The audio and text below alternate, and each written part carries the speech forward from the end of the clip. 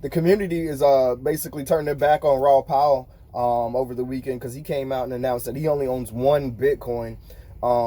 So it just sent the community in an uproar about that. If you guys don't know who Raoul Pal is, he was like a hedge fund manager, I think, for Goldman Sachs. He was one of the few people that called the crash in 2008. So he's well respected in the investing world, and he's been a heavy hitter in the crypto world as of late. But he came out and announced that he only owns one Bitcoin, and the market the community just went berserk.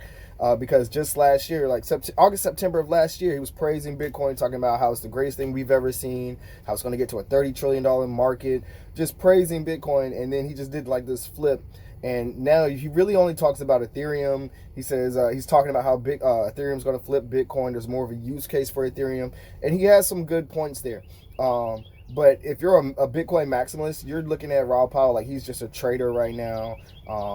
And that he only owns one Bitcoin, so he doesn't really believe in Bitcoin. But I personally don't believe he only owns one Bitcoin. I feel like he's trying to make a point by stating that, because that's one of the things with this community that turns a lot of people off that are in the market, and it keeps a lot of people from getting in it.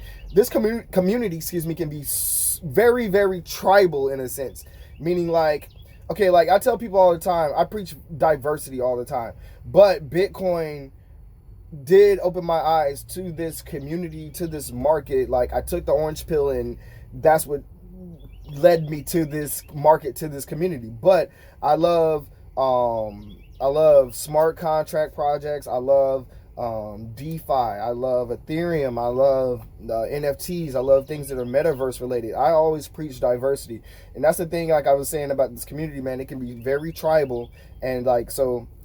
I always preach diversity, man. Don't just put your blinders on and get stuck in just one project. There's so many great investment opportunities out there that you don't want to just, say, okay, let's say if I'm invested into Ethereum, and you're invested into Terra, you're invested into Cardano. It doesn't matter. We're all one big community, man. So we shouldn't be at each other's throats, man.